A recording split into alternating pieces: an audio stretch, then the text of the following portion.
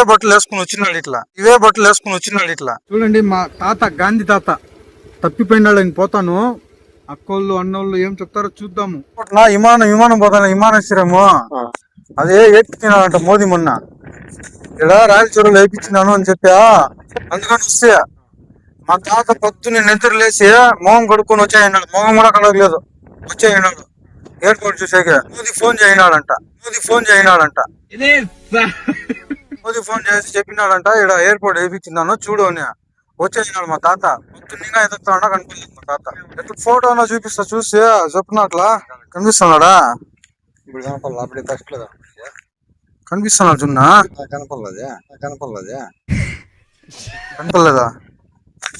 ఇదొక ఫోన్ చూడు కనిపిస్తున్నాడా?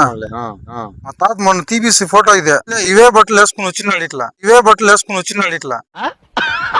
ఇక్కడ ఏమన్నా మార్పులు దొరుకుతాయా? మా తాత పెద్ద ఏటగాడు. ముందు టైంలో పెద్ద పులులు విన్నాడు. అట్లా అయిపోయి చేపలకు పోయి చిక్కే విన్నాడేమో అని. చేపలు చాలా పెద్దగా ఉన్నాయన్న. ఏమన్నా పట్టుకున్నా మా తాతని.